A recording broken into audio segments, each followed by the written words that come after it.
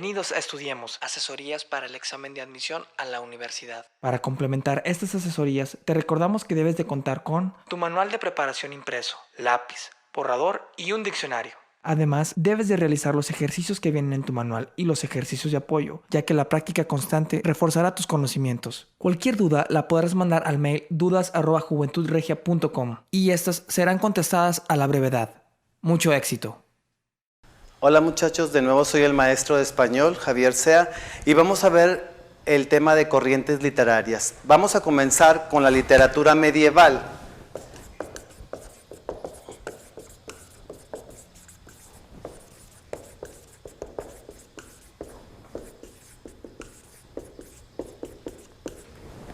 Que está en el siglo XV. A esta literatura se le llama medieval a todos los escritos hechos antes de la Edad Media. Nos dice que esta literatura en esta época está representada por los cantares de gesta. Nos dice que están contadas por juglares. Los juglares eran las personas que iban de pueblo en pueblo contando historias que pasaban en cada uno de ellos. Iban vestidos como tipo bufones. Nos dicen que son narraciones épicas porque son narraciones pasadas. La obra más representativa es la obra del poema del mío Cid. Vamos a anotar esto para que lo tengan más presente.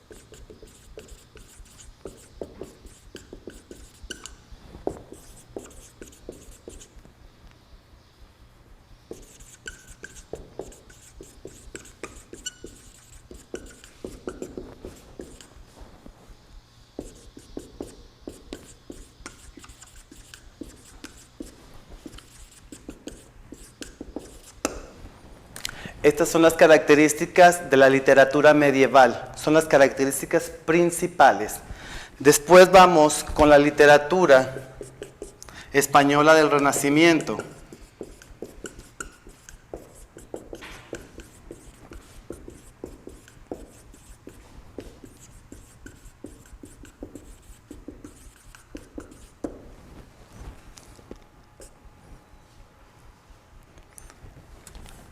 En la literatura española del Renacimiento, la obra más importante de esta corriente es la del ingenioso hidalgo Don Quijote de la Mancha, escrita por Don Miguel de Cervantes Saavedra.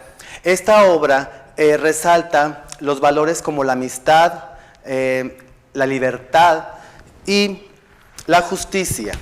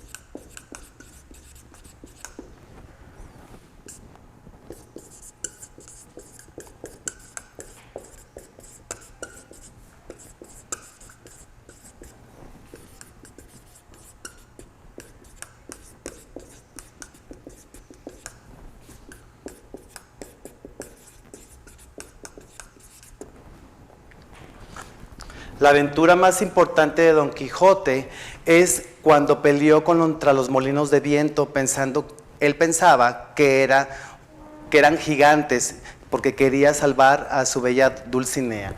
Estas son las características principales de la literatura española del Renacimiento. Después Nos vamos con la lírica náhuatl.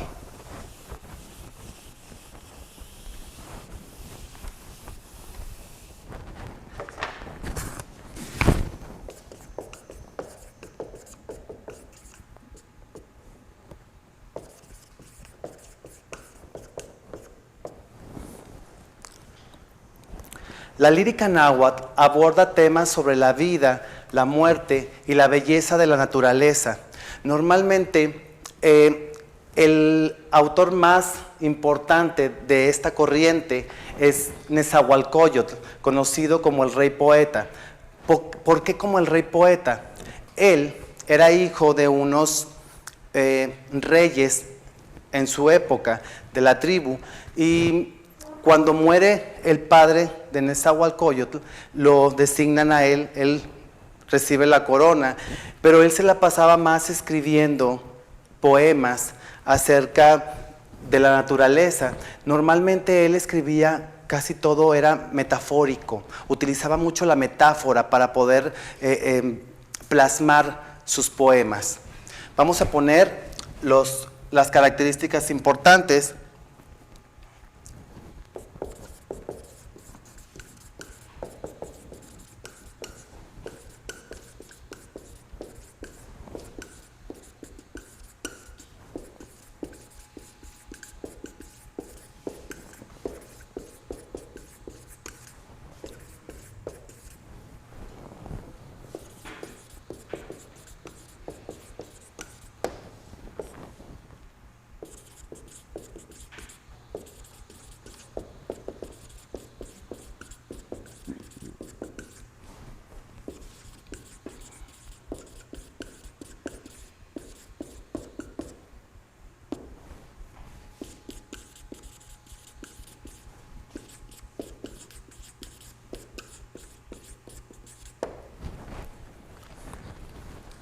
Estas son las características más importantes de la lírica náhuatl. Ahora vamos con Sor Juana Inés de la Cruz.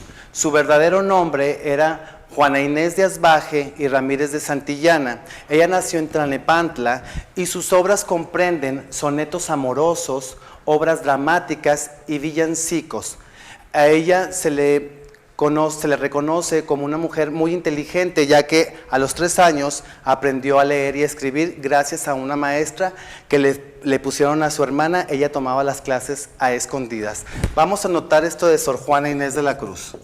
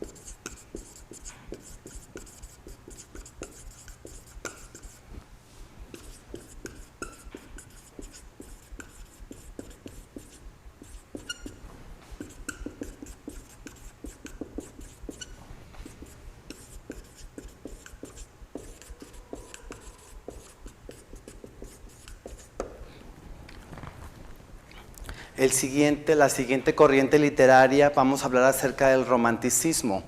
El romanticismo se consideraba un modo de vivir. Se decía que se caracterizaba por el afán de la libertad y su lucha por conseguirla. El sentimiento predomina a la razón y el amor limpio y puro es su principal sostén.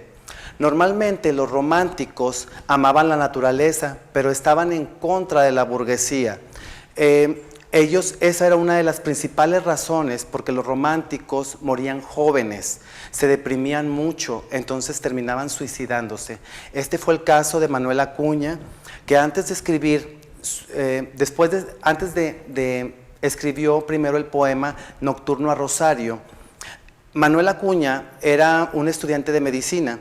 Él estaba enamorado de una mujer que se llamaba Rosario, pero ella era una mujer comprometida. Él fue y le dijo que él estaba enamorado, que quería que se fuera a vivir con él, y ella le dijo que no podía. Manuel empezó a escribir su obra principal y su obra cumbre, que fue Nocturno a Rosario, donde él ahí plasmaba todo su sentimiento, todo su sentir.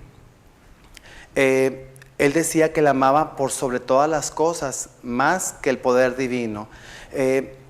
Él va en segunda ocasión y le comenta a Rosario que quiere que ella se vaya a vivir con él, y ella le vuelve a decir que no. Él va a la universidad, al laboratorio, agarra un vaso de cianuro y se lo toma y cae muerto. Después de cuando le llevaron el féretro a Rosario, le mostraron el poema, y el poema es una obra de arte, muchachos. Es un poema con mucho sentimiento. Entonces, las características principales del romanticismo vamos a poner aquí.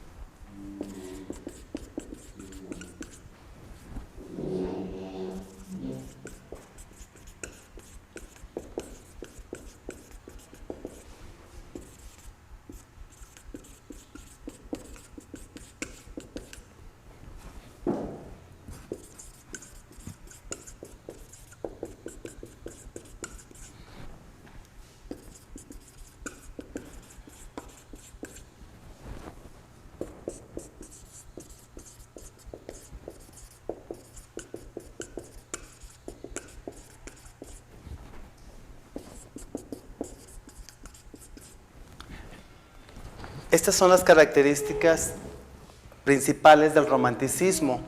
Hay que aprenderse sus obras y sus autores. Ahora vamos a ver el realismo. El realismo describía la realidad en base a la observación. Normalmente los realistas estaban en contra de los románticos porque pensaban que ellos vivían en el ensueño, en su mundo de color de rosa, que no veían más allá de sus sentimientos. Los realistas plasmaban en sus obras todo lo que estaba pasando en ese tiempo, en esa época, en ese lugar. Inclusive ellos destacaban mucho las costumbres de los lugares y destacaban mucho el lenguaje que utilizaban los pobladores. Normalmente en el realismo su lenguaje era a veces hasta vulgar, era común y corriente.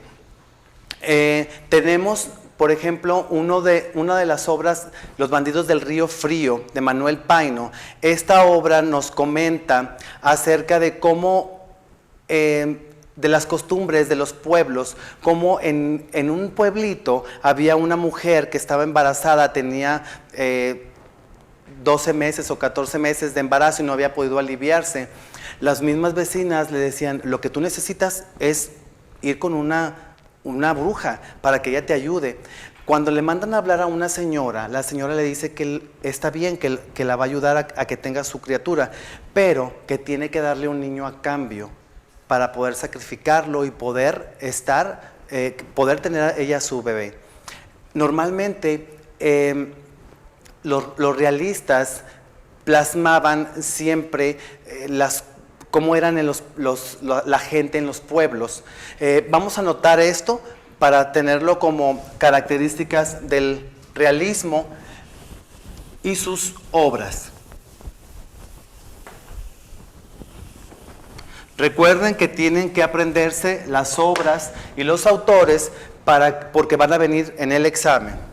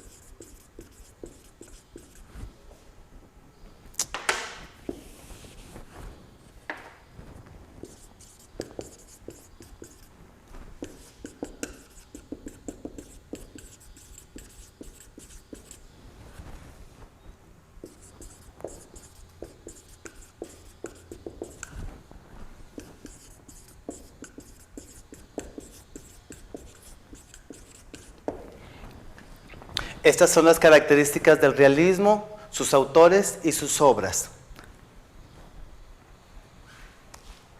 Ahora nos vamos con el modernismo. El modernismo es un movimiento auténticamente americano que se preocupaba mucho por la sonoridad y musicalidad del verso. Normalmente utilizaban un vocabulario muy elegante, muy aristócrata. En esto, los autores podían ir hacia atrás y decir, voy a escapar de la realidad. Ellos plasmaban en sus obras, normalmente había mucho sensualismo y había mucho misticismo. Ellos plasmaban siempre palabras como hadas, príncipes, reyes, cisnes, fuentes, castillo. Todo eso para ellos era como un idioma o un lenguaje muy elegante, digna para gente aristócrata. Tenemos, por ejemplo, una de las obras que se llama Azul, de Rubén Darío. Azul es como un conjunto de poemas y de cuentos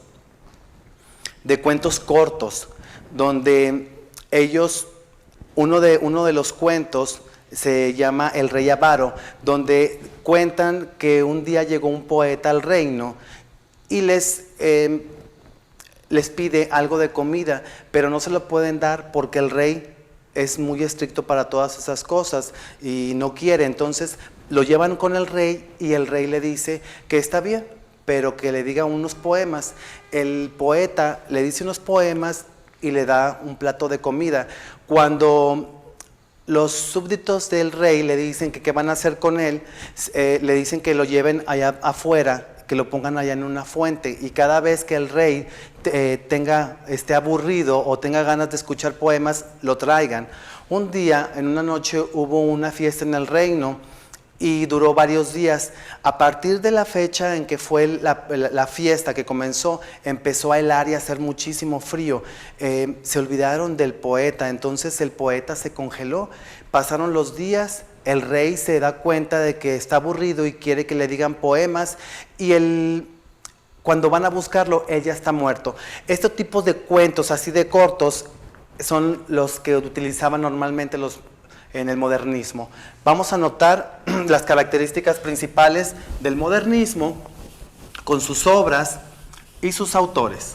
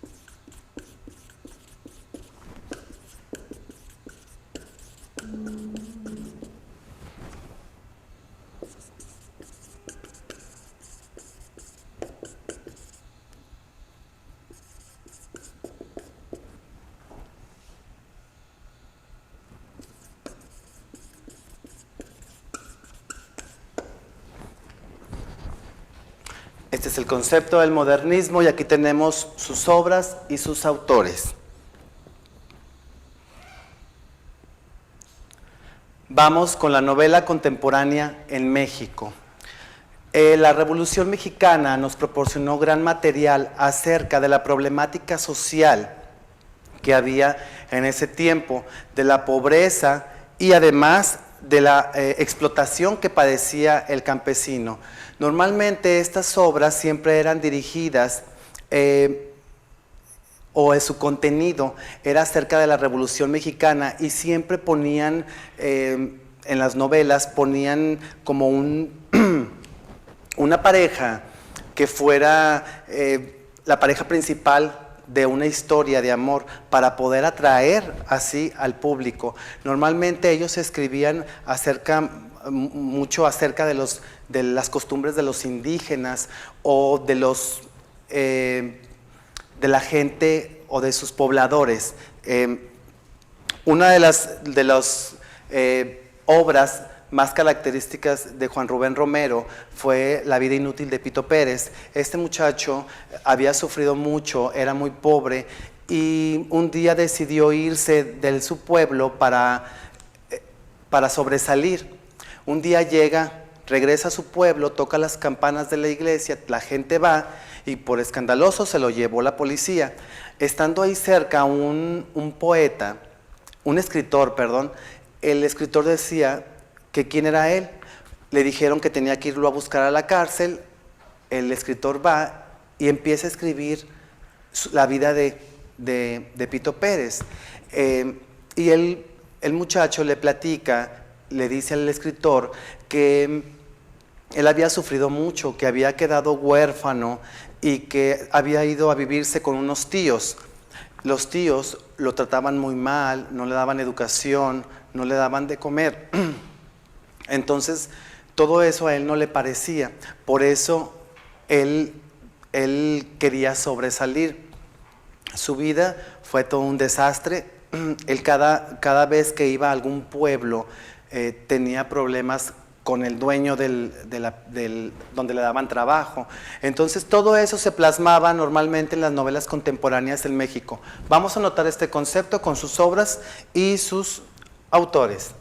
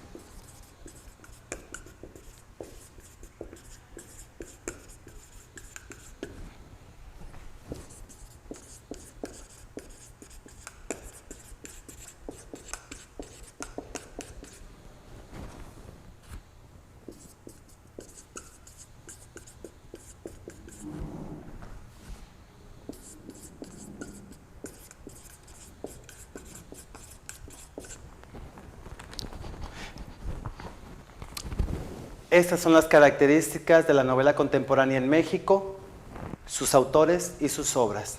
Recuerden que hay que estudiarlas porque vienen en el examen. Ok, seguimos con el vanguardismo. El vanguardismo es un movimiento literario, es el movimiento literario más reciente. La característica principal era que escribían temas tabú. ¿Qué significa tabú? Que no podías mencionar. O sea, sus obras más importantes son las de Juan Rulfo, la de Pedro Páramo y El Llano en Llamas. Vamos a anotarlo para tenerlo aquí como característica principal.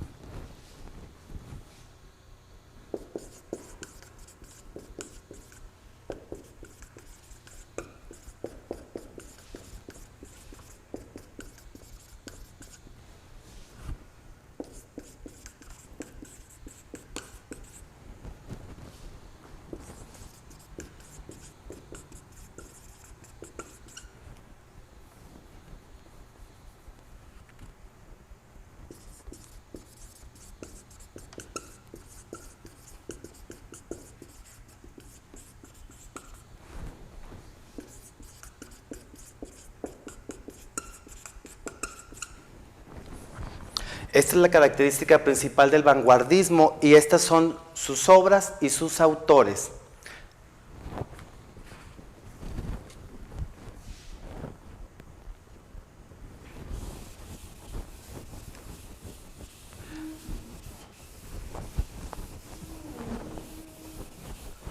Ya por último vamos a ver el realismo mágico. El realismo mágico nos dice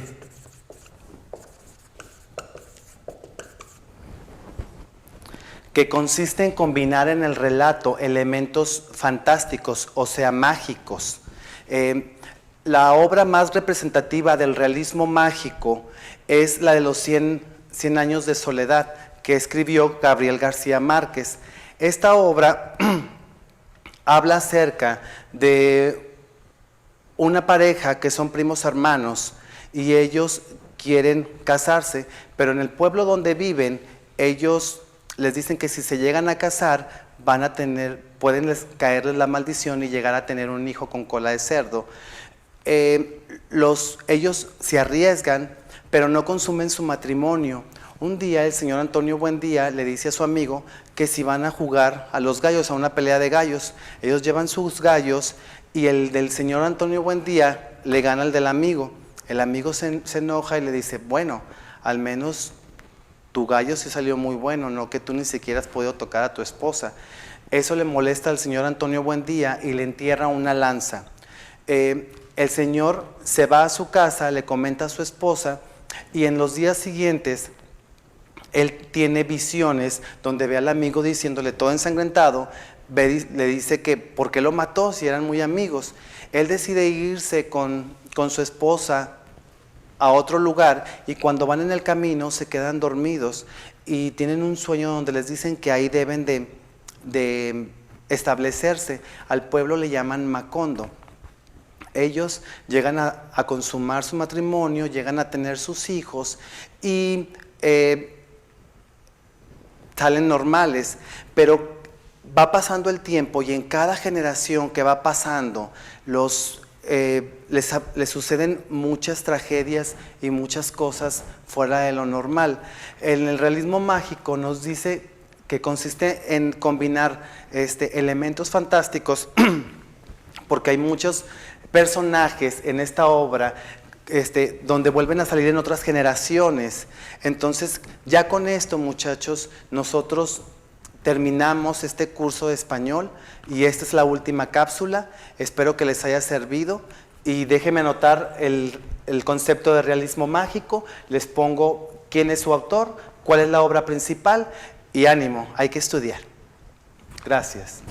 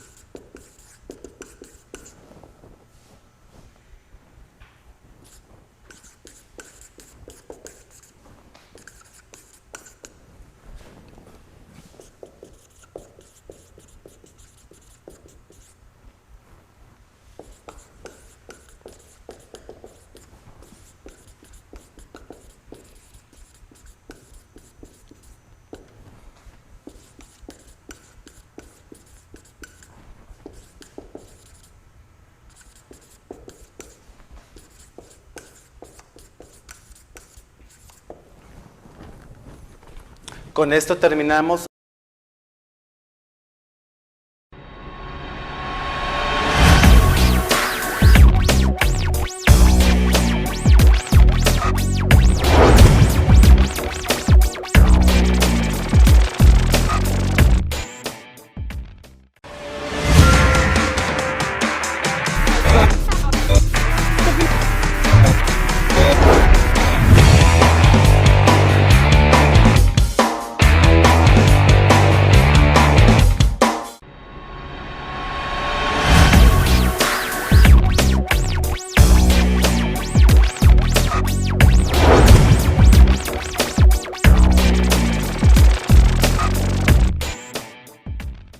Buenas tardes, buenos días, perdón, compañeros. Vamos a continuar con el curso y vamos a ver ecuaciones cuadráticas. Aquí se trata de solucionar los problemas encontrando las variables correspondientes a esa ecuación cuadrática. Entonces hay que encontrar el valor de una variable y de la otra variable porque en este caso se vuelve cuadrática la operación, ¿verdad? En este caso tenemos lo siguiente. Tenemos 3x menos 5 y tenemos x más 5 y me pide aquí encontrar los valores de x1 es igual y x2 es igual y aquí las tenemos representadas. Esta para mí sería x1 y para mí esta sería x2. Y así tenemos una serie de problemas con esas características. Lo mismo que hemos estado haciendo en los problemas anteriores, de despejar y encontrar resultados con respecto a una variable. ¿Sí? Y x menos 3. Todas estas ecuaciones que están aquí son igualadas a 0 para encontrar su respectivo valor. Aquí tenemos la siguiente, que tenemos m, que multiplica a m más 2 igual a 6. Tenemos el siguiente, x cuadrada menos 7x más 12. Tenemos el siguiente, x cuadrada menos 6x igual a 0. Y vamos a poner que está aquí, x cuadrada menos 49. O sea, a veces hemos tenido problemas que se hacen muy largos y a veces hemos tenido problemas que se hacen muy cortos. Y entonces, en algunos, y todos estos problemas que hemos visto, todos se relacionan entre sí. Y entonces hay que encontrar los valores de una ecuación con respecto a la x1 y la otra con respecto a la x2, pero cada uno de esos problemas que tenemos ahí los vamos a igualar a 0. Y entonces la x1 en el primer problema se resuelve de la siguiente manera. Entonces tenemos para la primera 3x, para la x1 tenemos 3x menos 5, y como les digo, lo vamos a igualar a 0 y hacemos la operación. Y me queda de la siguiente manera, 3x menos 5, perdón, 3x, este 5 lo voy a pasar del otro lado y me va a quedar positivo. Y despejo la x, para x1 va a ser el valor de 5 tercios. Quiere decir que para x1 me quedó 5 tercios. ¿Sí? Eso quiere decir que si aquí a la esta le pongo 5 tercios, 3 por 5, 15. Entre 3 me da 5, positivo, 5 y 5. 5 positivo menos 5 pues me da 0, entonces nomás lo único que estamos haciendo es comprobar lo que está sucediendo ahí. Y para x2 pues tengo la siguiente ecuación: x más 5 igual a 0, quiere decir que x sería igual a menos 5. Esto es para x2, quiere decir que vale menos 5. Entonces lo único que estamos haciendo es comprobar lo que viene ahí. ¿Qué sucede si aquí le pongo el menos 5? Menos 5 más 5 pues me da 0, estamos justificando el valor que estamos igualando, estamos igualando a 0. Y así va a sufrir todas las modificaciones que tenemos ahí. Entonces, creo que no hay ninguna dificultad para poderlo comprender. ¿Por qué? Porque ya hemos visto una serie de operaciones a lo largo de este curso y ya hemos visto que hemos estado jugando con esos valores. Vamos a borrar esto que está aquí para continuar con el problema número 2. Y borramos este que ya nos haga sombra por ahí, nos quede ahí más simple ahí las operaciones. Entonces tenemos lo mismo, tenemos 3x más 3, lo vamos a igualar a 0, sabemos que me va a quedar 3x, el 3 lo pasamos del otro lado, me va a quedar menos 3, x es igual a 3, negativo, sobre 3, y esto quiere decir que x1 va a ser igual a menos 1, aquí le pongo menos 1. Y en el siguiente, agarramos este, y va a ser x menos 3 igual a 0, y x va a ser igual a 3, x2 vale 3, y así en lo sucesivo. ¿Verdad? Y luego ya observamos aquí lo siguiente, que aquí hay una pequeña diferencia, ya los problemas se van a resolver de otra manera. ¿Sí? Entonces, como ningún problema obviamente son iguales, sino que son muy parecidos, y entonces modificamos las operaciones.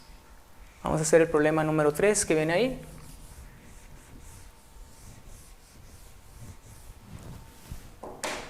Bueno, ¿cómo lo podemos atacar? Pues primero por resolviendo la operación que está ahí. Este problema sería más o menos, se resolvería de la siguiente manera. Sería m cuadrada más 2 y me quedaría igual a 6. Y entonces tengo que m cuadrada va a ser igual a 8. Y entonces pues tenemos que igualarlo a 0, pero no me concluiría, perdón, aquí me quedaría igual a 4, perdón. Este pasa para este lado, negativo, ¿verdad? Y entonces me queda de la siguiente manera. Me queda m cuadrada menos 4 igual a 0. Y si se acuerdan con la clase anterior que vimos, esto que estaba aquí es una diferencia de cuadrados. Quiere decir que esto que está aquí es m más 2 y m menos 2 igual a 0. Cuando vimos los problemas anteriores, ya nada más es cuestión de seguir haciendo las actividades que están ahí. Y entonces vamos a sustituir los valores, ya nos vamos a ir un poquito más directos. M me va a dar igual a menos 2 y la otra M me va a dar igual a 2, la M1 y la M2. Y ya le ponemos que una vale menos 2 y otra vale 2. Y vamos en el cuarto problema. ¿Sí? Pero ya nos estamos apoyando en todo lo que hemos visto anteriormente. Borramos todo esto.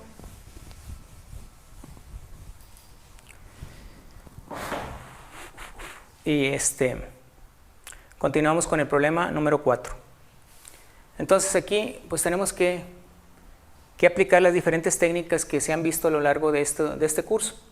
Entonces ahí tenemos que, tenemos que factorizar, como la primera operación que tenemos aquí. Tenemos que encontrar un número que multiplicado me dé 12 y sumado me dé 7. Entonces pues tenemos un 4 y un 3. 4 por 3 me da el 12, ¿sí?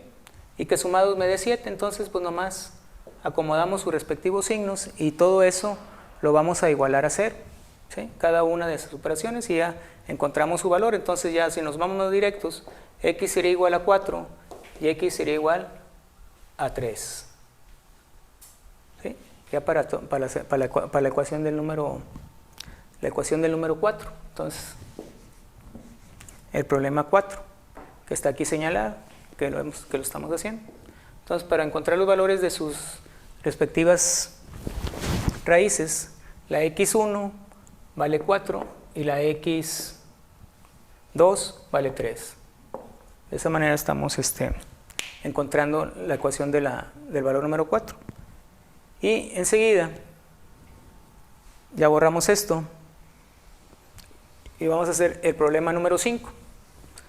El problema número 5, pues como les digo, son las técnicas anteriores. Es prácticamente matemáticas, es de visualizar las cosas. Si no las visualizo, no las puedo comprender, no las puedo realizar, no las puedo determinar si no tengo la característica de visualizar el problema. Todos tienen diferentes características, ningún problema se repite, siempre estamos involucrando una cosa, otra y otra. Y la única forma de poder comprender los problemas es familiarizando, trabajando, y no hay otra forma. Entonces, aquí, ¿cómo le puedo hacer? Bueno, pues ahí, para hacer una operación como esta, pues tengo que tener dos ecuaciones. Aquí, pues, en una de las técnicas que utilizamos, puedo sacar factor común. X es igual a X menos 6, ¿sí? Y entonces, esto que está aquí, es como si fuera esta que está aquí. Y esta otra es esta. Entonces una de ellas, x es igual a 0, y la otra, x menos 6 igual a 0. Eso quiere decir que x, y estos son el valor de la 2 y el valor de la 1. ¿Sí? Nomás que esta no es tan grande como estos dos términos, pero en fin de cuentas hace la misma función que el anterior. Y entonces quiere decir que el problema 5, sus ecuaciones, x1 vale 0 y la ecuación de x2 vale 6. Y ahí vamos en el problema 5. Borramos todo esto.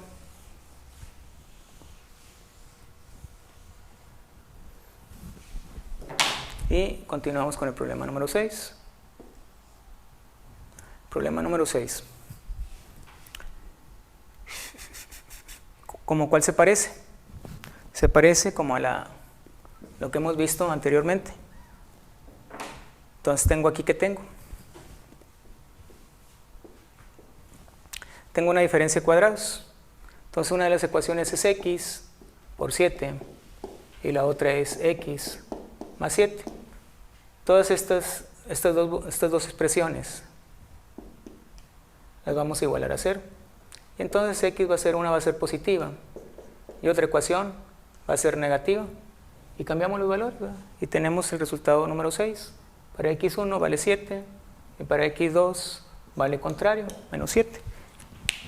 Y así tenemos una serie de problemas para poder determinar las ecuaciones cuadráticas encontrando los valores de dos expresiones que vienen ahí. Y a continuación viene cómo racionalizar esas operaciones que vienen en la página 43.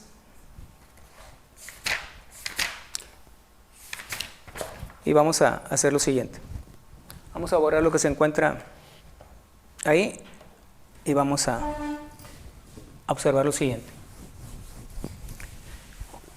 Siempre en un problema siempre hay que ver lo que se nos está pidiendo, qué es lo que podemos hacer, pero la finalidad en matemáticas es reducir a la mínima expresión casi todas las ecuaciones que vienen ahí. En este caso se llama racionalizar.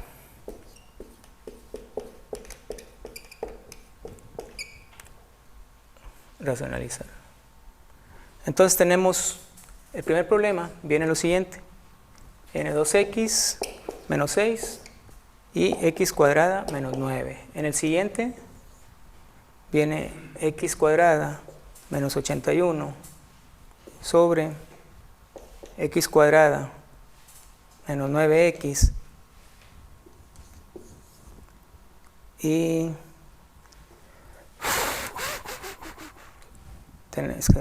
tengo calor y vamos a ver cuál viene aquí. Viene 6x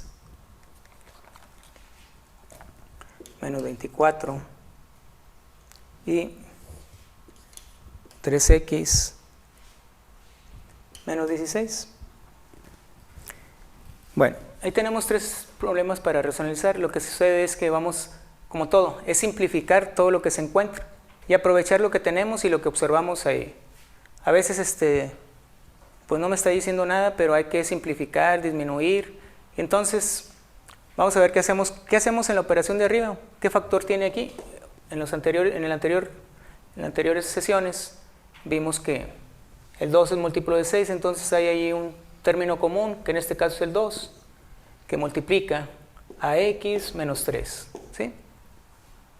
Y abajo, ¿qué tengo? Una diferencia de cuadrados, como lo hemos visto a lo largo de este curso, que tenemos una x menos 3 y una x más 3.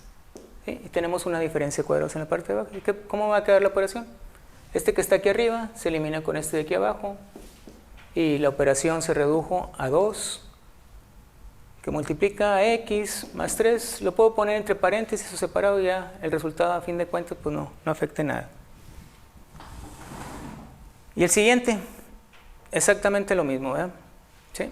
Vamos a ver qué podemos hacer. Arriba tenemos una diferencia de cuadrados, igual que el de arriba, nomás que estamos cambiando los números. Me queda x menos 9 y x más 9. Y entonces, pues, ¿qué vamos a hacer abajo? Pues algo que se parezca a lo de arriba.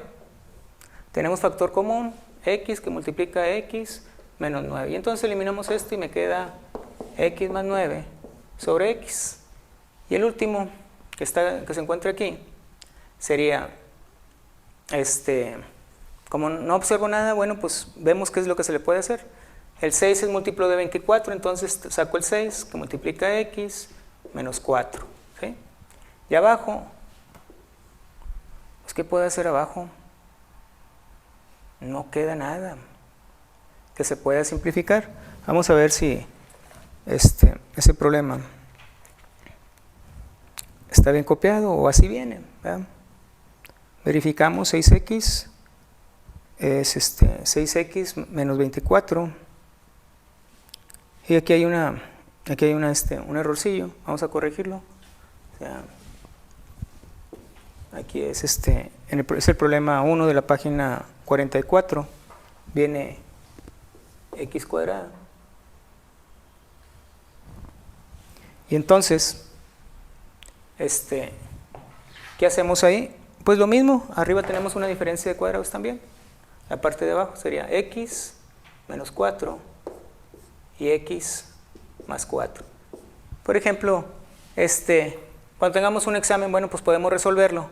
Y a veces el resultado no me da, y pues ¿por qué no me da? Pues porque uno está viendo tantos números, y a veces se puede confundir, pero verificamos las operaciones que se encuentran o checamos y corregimos en ese instante.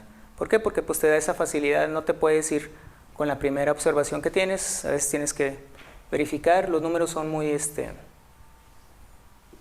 son muy duros, ¿verdad?, de evaluar, y entonces corregimos y hacemos las operaciones necesarias, y entonces sería x más 4. Y ahí tenemos cómo se racionaliza una serie de problemas, y podemos modificar los números, alterarlos, pero tenemos que usar la misma técnica que se utilizó anteriormente. Las técnicas que hemos visto anteriormente pues son de factores comunes, de factorizar, de hacer despejes, y todas las técnicas se utilizan ya en la racionalización, y podemos realizar las operaciones, disminuir. Si se fijan, tenemos unas ecuaciones con diferentes números, pero la finalidad siempre es reducir a su mínima expresión. Y estamos factorizando, encontrando las variables que están ahí, y de esa manera podemos resolver los problemas que se encuentran en la página 43, 44 y 45, y nos vemos en la siguiente sesión.